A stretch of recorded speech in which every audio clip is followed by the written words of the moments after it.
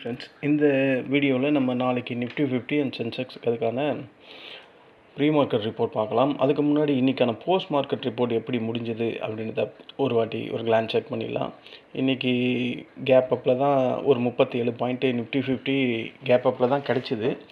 நான் already discuss பண்ணியிருந்த மாதிரி தான் இவ்வளோ பெரிய 300 பாயிண்ட்டு லாஸ்ட்டு ஃப்ரைடே முடிஞ்ச 300 பாயிண்ட்டு அப்படியே கிடைக்கும் அப்படின்லாம் எதிர்பார்க்க வேணாம். அது கண்டிப்பாக பாதி தான் குறையும், ஒரு ஸ்லைட்டாக ஒரு கேப் அப் தான் கிடைக்கும்ன மாதிரியே அதே மாதிரி தான் ஓப்பன் ஆச்சு.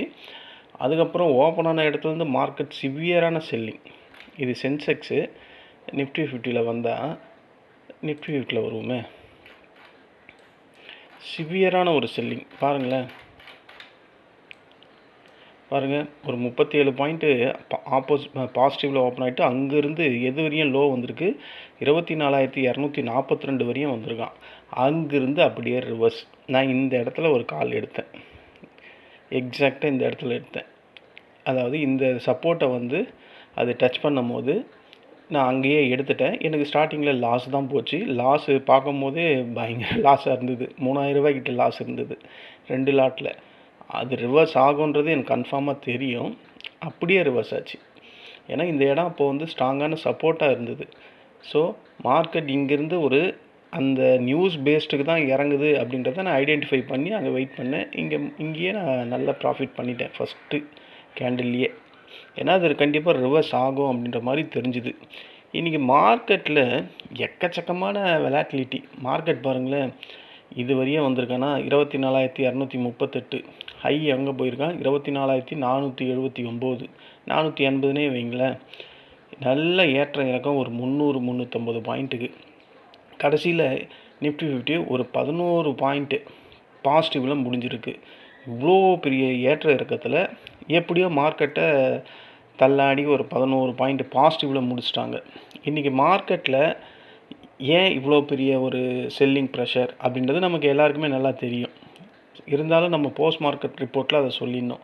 அதாவது கடைசி நேரத்தில் செல்லிங் ஏன் வந்தது அப்படின்னா, கடைசி நேரத்தில் இந்த டாக்ஸோட இண்டெக்ஸ் எல்லாம் செமையான ஃபாலு.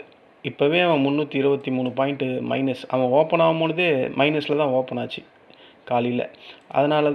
காலையிலன்ற அவங்க டைமில். அதனால தான் இங்கேருந்து அதுக்கப்புறம் 2:30 மணிலேருந்து மார்க்கெட் சரியான ஃபால் வந்தது. அதனால தான் அந்த 11 பாயிண்ட்டாவது தக்க வச்சுது. மார்க்கெட்டில் ஃப்ளாட் அண்டு ஸ்லைட்லி பாசிட்டிவ் அந்த மாதிரியே கண்டினியூஸாக இருந்தது. மார்க்கெட்டில் காலையில் ஒரு டவுன் வருது, அதுக்கப்புறம் மேலே போகிறது, அதுக்கப்புறம் ஒரு டவுன் வருது, அதுக்கப்புறம் மேலே போகிறது. ரொம்ப எச்சரிக்கையாக ட்ரேடர்ஸ் இன்றைக்கி எல்லாமே ட்ரேட் பண்ணாங்க அப்படின்ற மாதிரி தான் நம்ம சொல்லணும். ஏன்னா பெரிய லெவல் இறங்கவும் இல்லை, அதாவது ஏற்கனவே போயிருந்த ப்ராஃபிட்டை புக் பண்ணுற மாதிரி வந்தது. பட் அதுவும் கரெக்டாக நடக்கலை. மறுபடியும் மார்க்கெட் 9:30 9:45 மறுபடியும் மேலே போச்சு. ஸோ போன அந்த ஹை ப்ராஃபிட்டை தான் செல்லிங்காக புக் பண்ணியிருக்காங்க. இன்றைக்கி ஏன் மார்க்கெட்லலாம் இந்த மாதிரி ஒரு நல்ல ஒரு ஏற்றம் கிடச்சிதுன்னா, பேங்க் நிஃப்டி கை கொடுத்துருக்கு. பேங்க் நிஃப்டி பெரிய லெவலில் கை கொடுக்கல, இருந்தாலும் அந்த எஸ்பிஐ பேங்க்கு, ஐசிஐசி பேங்க்லாம் ஓரளவுக்கு பரவாயில்ல, மார்க்கெட்டுக்கு கொஞ்சம் சப்போர்ட் பண்ணிச்சு. இல்லைனா மார்க்கெட் பெரிய லெவலில் விழுந்திருக்கும். எஃப்ஐஸ் தொடர்ச்சியாக பையிங் பண்ணிக்கிட்டே இருக்காங்க. இன்றைக்கி என்ன பண்ணாங்கன்னு நம்ம பார்க்கணும். அது இல்லாமல் ஏஷியன் மார்க்கெட்டெல்லாம் ஓரளவுக்கு பாசிட்டிவாக இருந்தது. காலையில் டவுனாக இருந்தது நான் பார்க்கும்போது. நிக்கி இது இப்போ எவ்வளோ ப்ளஸில் இருக்கோ அவ்வளோ மைனஸில் இருந்தது நான் பார்க்கும்போது. பட் மார்க்கெட் க்ளோஸ் ஆகும்போது 348. ஏன் இவங்கெல்லாம் பாசிட்டிவில் முடிஞ்சாங்கன்னா, க்ரூட் ஆயில் குறைஞ்சிருந்தது. அப்போது 98 வரையும் போயிருந்த இன்றைக்கி ஹை பாருங்கள், $97.81 போயிருக்கு. இன்றைக்கி லோ 94.6. அந்த நேரத்தில் தான் ஏஷியன் மார்க்கெட்டெல்லாம் ரெக்கவரி ஆச்சு. இதுதான் இந்த ரெக்கவரி தான் நம்ம மார்க்கெட்லேயும் இந்த இடத்துலலாம் கிடச்சிது. அதனால தான் அவன் இவ்வளோ தொலைவு போனான், 24,480 வரையும் போனான். இதனால தான் மார்க்கெட்டில் ஒரு புல்லிஷ்னஸ் இருந்தது. பத்தாவதுக்கு இந்த US Iran Jio political tension இன்னும் இன்க்ரீஸ் ஆகிட்டு தான் இருக்குது. க்ரூட் ஆயில் ப்ரைஸ் இப்போ மண்டே இருந்த லெவலில் இப்போ செக் பண்ணால் இவன் 94.73 தான் இருக்கான். ஸோ ஓவராலாக பார்த்தா அந்த பிரச்சனை இன்னும் குறைஞ்ச மாதிரியே தெரில. ஓகேங்களா, ஈரான் இஸ்ரேல் அமெரிக்கா பிரச்சனை. பட் மார்க்கெட் ஏதோ ஒரு சஸ்டெயினில் இன்றைக்கி இந்த HDFC ஐசிசி பேங்க் ரிசல்ட் எல்லாம் இருந்ததுனால மார்க்கெட் ஏதோ ஒரு தாக்கு பிடிச்சி நின்று இருக்குது. 11 பாயிண்ட் தான் அதால் தாக்கு பிடிச்சி நிற்க வச்சு பாசிட்டிவில் முடிஞ்சிருக்கு. இன்றைக்கி ஓவராலாக இண்டெக்ஸ் எல்லாமே நம்ம பார்த்தா பேங்க் நிஃப்டி ஒரு 17 point, Nifty next 50 68 point, India VIX 1879. இதுக்கு அர்த்தம் என்னன்னா இன்னும் வெலாட்டிலிட்டி இருக்குது அப்படின்ற மாதிரி தான் அர்த்தம். அடுத்தது ஃபின் நிஃப்டி வந்து ஒரு 16 பாயிண்ட்டு, மிட் கேப் நிஃப்டி ஒரு 32 பாயிண்ட் மைனஸு. எல்லா இண்டெக்ஸும் பாருங்களேன், எல்லாம் அந்த சிங்கிள் டிஜிட் டபுள் டிஜிட் அந்த ரேஞ்சுக்குள்ளேயே இருக்கிறாங்க. 10 11 20 30 இவன் மட்டும்தான் கொஞ்சம் அதிகமாக இருக்கான். நிஃப்டி நெக்ஸ்ட் 50 68 பாயிண்டில் இருக்கான். மற்றவங்க எல்லாமே அதே டபுள் டிஜிட்டில் ஏதோ இன்றைக்கி பாசிட்டிவில் முடியணும் அப்படின்ற மாதிரி முடிஞ்சிருக்கு. இதுதான் இன்றைக்கி நிஃப்டி 50ல் நடந்த போஸ்ட் மார்க்கெட். நிஃப்டி 50ல் போஸ்ட் மார்க்கெட்டில் நான் என்ன பண்ணேன்னு கேட்டிங்கன்னா, நான் ஒரு 5 ட்ரேட் பண்ணேன். 5 ட்ரேடில் 1 ஃபெயிலியரு. இந்த ஃபஸ்ட்டு ட்ரேடு சக்ஸஸ்ஸு. எங்கே ஃபெயிலியர் ஆச்சுன்னா, இந்த கேண்டில் 11:15க்கு ஸ்ட்ராங்காக ஒரு புல்லிஷ் கேண்டில் வந்தது. இந்த மாதிரி ஒரு புல்லிஷ் வந்தாவே நான் இது என்ன சொல்லுவாங்க, மார்போஸ் கேண்டில் அப்படின்னு தானே சொல்லுவாங்க கேண்டில் சிக்ஸில். சரி ஃபர்தராக மேலே போகும் அப்படின்ற மாதிரி நான் கால் சைடில் இருந்தேன். பட் மார்க்கெட் போகவே இல்லை, அப்படியே இறங்கிட்டான். அந்த இடத்துல ஒரு லாஸ் வந்தது. ஓவராலாக பார்த்தா இன்றைக்கி எப்படியும் ஒரு ப்ரோக்கரேஜ் அது இதெல்லாம் மைனஸ் பண்ணால் கூட ஒரு 3K கிட்ட வரும். இன்றைக்கான மார்க்கெட்டில் நான் போஸ்ட் மார்க்கெட்டில் இதுதான் என்னோடய போஸ்ட் மார்க்கெட் ரிப்போர்ட்டு. நான் மட்டும் இல்லை, என் ஃப்ரெண்ட்ஸ் சர்க்கிளில் எல்லாருமே இன்றைக்கி ப்ராஃபிட்டபிளாக தான் முடித்தோம். ஓகேங்களா. அதே மாதிரி சென்செக்ஸில் வந்தால், சென்செக்ஸில் ஒரே ஒரு கால் கொடுத்தேன். எங்கே கொடுத்தேன்னா அதே இந்த கேண்டில் கொடுத்தேன்.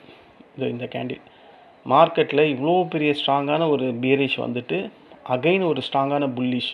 இந்த மாதிரி ஒரு புல்லிஷ் வந்து, அதாவது அந்த கேண்டிலுக்கு பாதி வந்தாவே மறுபடியும் மார்க்கெட்டில் ஃபர்தராக ஒரு ப்ரொக்ரெசிவ் மேலே இருக்கும் அப்படின்ற மாதிரி கேண்டில் சிக்ஸில் ஒரு ரூல் உண்டு. அதனால் இங்கே கொடுத்தது அவன் அப்படியே போயிட்டான், நல்லா போச்சு. இதில் 3000 ரூபா கிட்ட ப்ராஃபிட் ஒரே கேண்டிலில், ஒரே ஒரு காலில்.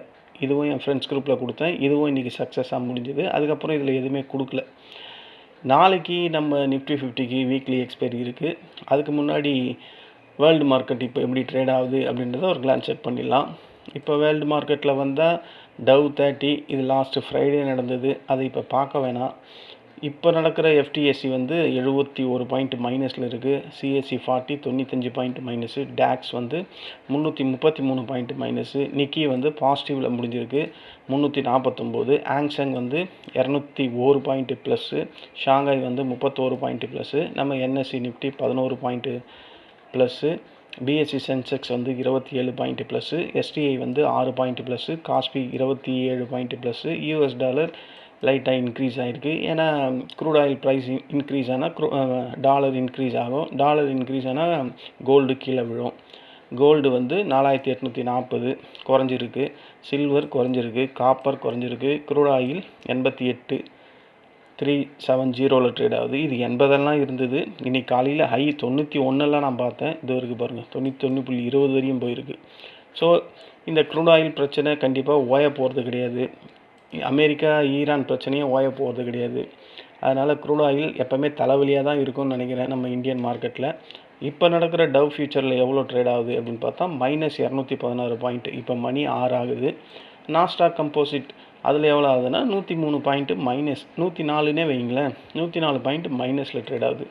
இப்போ நடக்கிற நம்ம SGX நிஃப்டி எவ்வளோ ட்ரேட் ஆகுது அப்படின்னு பார்த்தா 28 பாயிண்ட்டு, கரெக்டாக 28 பாயிண்ட்டு பாசிட்டிவில் ட்ரேட் ஆகுது. 24,370. நம்மளது இங்கே முடிஞ்சது 24,364.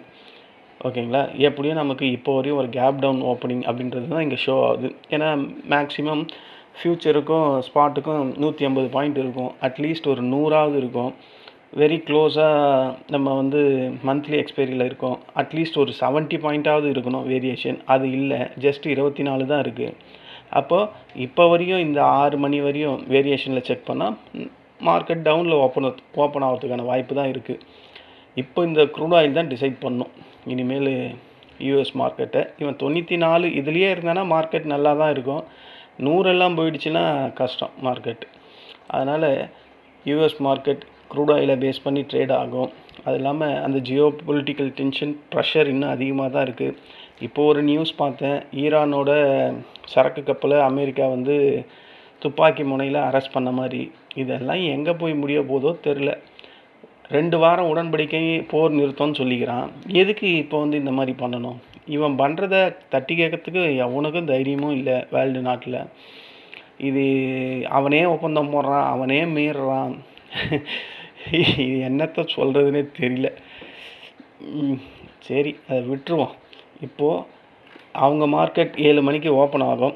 ஓப்பன் ஆகி என்ன ட்ரேடு முடியுதோ க்ரூட் ஆயிலை பேஸ் பண்ணி ட்ரேட் ஆகும். ஒருவேளை அவங்க பாசிட்டிவில் முடிஞ்சால் நமக்கு ஒரு பாசிட்டிவ் வரும். யூஎஸ் மார்க்கெட்லாம் பாசிட்டிவில் முடிஞ்சால் நமக்கு ஒரு பாசிட்டிவ் கேப் அப் ஓப்பனிங் கிடைக்கும். அப்படி கேப் அப் ஓப்பனிங் கிடைச்சா இது சென்செக்ஸு 78,435 வெயிட்டட் ஆவரேஜில் முடிஞ்சிருக்கு. இங்கே பார்த்தா 78,520 இருக்குது. ஸோ ஒரு 100 பாயிண்ட்டுக்கு மேலே பாசிட்டிவில் முடிஞ்சிருக்கு. நீங்கள் யாராவது சென்செக்ஸ் கால் வாங்கி வச்சுருந்தீங்கன்னா நாளைக்கு காலையில் ஒரு 8 மணிக்கு ஓப்பன் பண்ணி பார்த்தீங்கன்னா அது பாசிட்டிவில் இருக்கும். எப்படியும் ஒரு 2000 1800 கிட்ட இருக்கும். ஏன்னா மார்க்கெட் டவுனில் இருந்து ஒரு 100 பாயிண்ட் ப்ளஸில் போய் முடிஞ்சிருக்கு. நமக்கு இங்கே ஷோ ஆகிறது அப்படி தான் காட்டுது. நாளைக்கு ஒரு கேப் அப் ஓப்பனிங்காக இருந்தால் ஃபஸ்ட்டு ரெசிஸ்டண்ட்டு இது தான். எது எக்ஸாக்டாக ரெசிஸ்டண்ட்டு இது 78,747 first resistant, second 78,936, third 79,146, fourth 79,418. இந்த 4வது ரெசிஸ்டண்ட்டில் போகிறதுக்கு வாய்ப்பு இல்லை. போனால் இந்த செகண்ட் ரெசிஸ்டண்ட் தேர்ட் ரெசிஸ்டண்ட் வரையும் போகலாம்.